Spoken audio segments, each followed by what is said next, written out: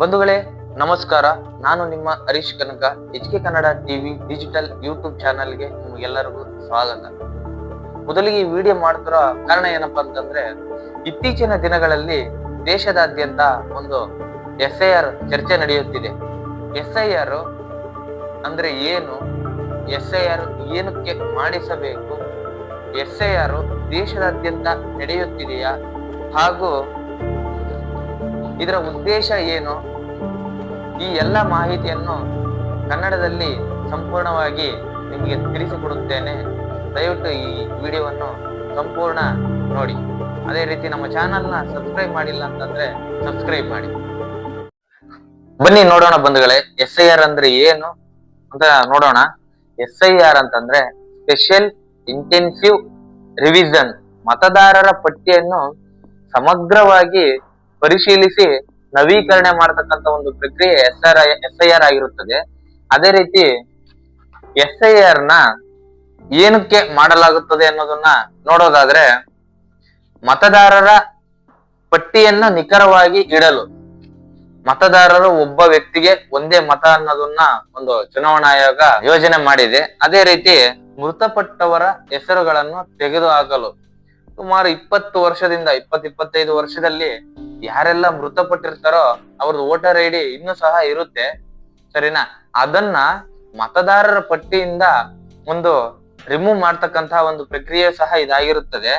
ಇನ್ನೊಂದು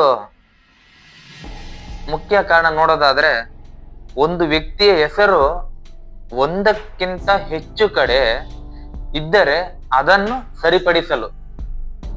ನೋಡಿದ್ರಲ್ಲ ಬಂಧುಗಳೇ, ಉದಾಹರಣೆಗೆ ಹೇಳೋದಾದ್ರೆ, ಇವಾಗ ಕರ್ನಾಟಕದಾದ್ಯಂತ ಜಿಲ್ಲೆಗಳಲ್ಲಿ ಎಲ್ಲಾ ಮತದಾರರು ಇರ್ತಾರೆ.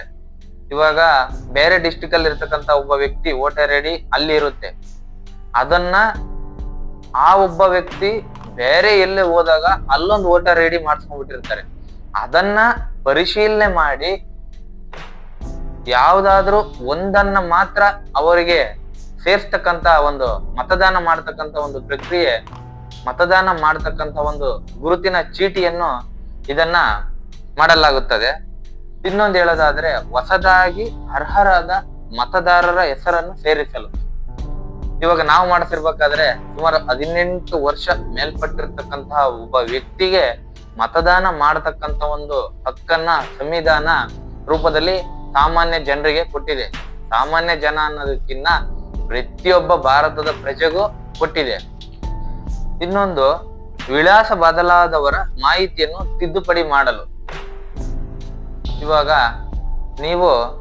ವಿಳಾಸ ಬೇರೆ ಡಿಸ್ಟಿಕ್ ಅಲ್ಲಿ ಇರ್ತಾರ, ಇವಾಗ ಇನ್ನೊಂದು ಡಿಸ್ಟಿಕ್ ಹೋಗಿರ್ತಾರ, ಅಲ್ಲಿ ವೋಟ್ ಹಾಕೋದಕ್ಕೆ ಹೋಗಕ್ ಆಗಲ್ಲ, ಇಲ್ಲಪ್ಪ ನಾನು ಇಲ್ಲೇ ಮಾಡಿಸ್ಕೊಂಡ್ಬಿಡೋಣ ಒಂದು ವೋಟರ್ ID ಅನ್ನೋ ಒಂದು ಕಾರಣದಲ್ಲಿ ನೀವು ಒಂದು ವೋಟರ್ ID ಅಪ್ಲೈ ಮಾಡ್ತೀರಾ.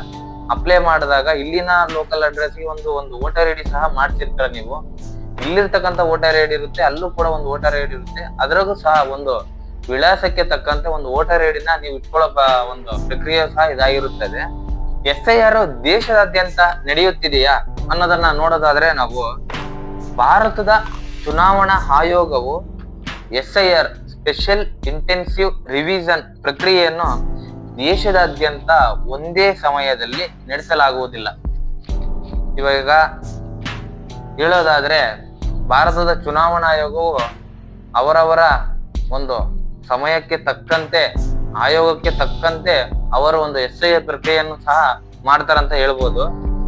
ವಿಭಿನ್ನ ರಾಜ್ಯಗಳು ಮತ್ತು ಕೇಂದ್ರಾಡಳಿತ ಪ್ರದೇಶಗಳಲ್ಲಿ ಅಗತ್ಯವಿರುವ ಸಮಯದಲ್ಲಿ ಹಂತ ಹಂತವಾಗಿ ನಡೆಸಲಾಗುತ್ತದೆ. ಇದಕ್ಕಿಂತ ಮುಂಚೆ ನಾನು ಹೇಳಿದ್ನಲ್ಲ, ಚುನಾವಣಾ ಆಯೋಗವು ಕೇಂದ್ರಾಡಳಿತ ಪ್ರದೇಶ ಇರ್ಬೋದು, ವಿಭಿನ್ನ ರಾಜ್ಯಗಳಲ್ಲಿರ್ಬೋದು, ಆ ಸಮಯಕ್ಕೆ ತಕ್ಕಂತೆ ಹಂತ ಹಂತವಾಗಿ ಈ SIR ಪ್ರಕ್ರಿಯೆನ ಮಾಡ್ತಾರೆ. ಆ ರಾಜ್ಯದ ಕೇಂದ್ರಾಡಳಿತ ಪ್ರದೇಶದ ಮತದಾರರ ಪಟ್ಟಿ ನಿಖರತೆ, ಬದಲಾವಣೆಗಳ ಅಗತ್ಯ ಮತ್ತು ಸ್ಥಳೀಯ ಪರಿಸ್ಥಿತಿಗಳನ್ನು ಆಧರಿಸಿ ನಡೆಸಲಾಗುತ್ತದೆ. ಇವಾಗ ಎಕ್ಸಾಂಪಲ್ ಹೇಳೋದಾದ್ರೆ, ರಾಜ್ಯಾಡಳಿತ ಇರ್ಬೋದು, ಕೇಂದ್ರಾಡಳಿತ ಇರ್ಬೋದು, ಆ ಪ್ರದೇಶಕ್ಕೆ ಅನುಗುಣವಾಗಿ ಎಲ್ಲ ಒಂದು ಪ್ರಕ್ರಿಯೆ ಮಾಡಬಹುದಾ ಈ ಸ್ಥಳದಲ್ಲಿ, ಈ ರಾಜ್ಯದಲ್ಲಿ ಅನ್ನೋ ಒಂದು ಎಲ್ಲ ನಿಖರತೆಯನ್ನು ಪಡ್ಕೊಂಡು ಈ SIR ಪ್ರಕ್ರಿಯೆಯನ್ನ ಒಂದು ಮಾಡಲಾಗುತ್ತದೆ ಅಂತ ಚುನಾವಣಾ ಆಯೋಗ ಹೇಳಿದೆ.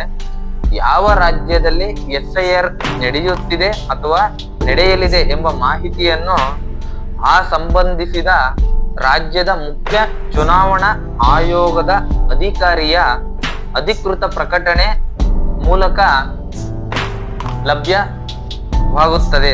ಇದನ್ನು ಹೇಳೋದಾದ್ರೆ, ಯಾವ ರಾಜ್ಯದಲ್ಲಿ SIR ಪ್ರಕ್ರಿಯೆ ನಡೆಸಲಾಗುತ್ತಿದೆಯೋ ಹಾಗೂ ರಾಜ್ಯದ ಮುಖ್ಯ ಚುನಾವಣಾ ಆಯೋಗದ ಅಧಿಕಾರಿಗಳ ಪ್ರಕಟಣೆ ಮೂಲಕ ಇದು ಲಭ್ಯವಾಗುತ್ತದೆ ಅಂತಾನು ಹೇಳ್ಬೋದು ನಾವು.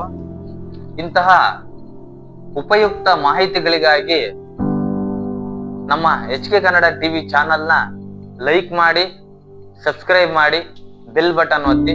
ಮುಂದಿನ ವಿಡಿಯೋದಲ್ಲಿ ಸಿಗ್ತೀನಿ. ನಮಸ್ಕಾರ ಬಂಧುಗಳೇ.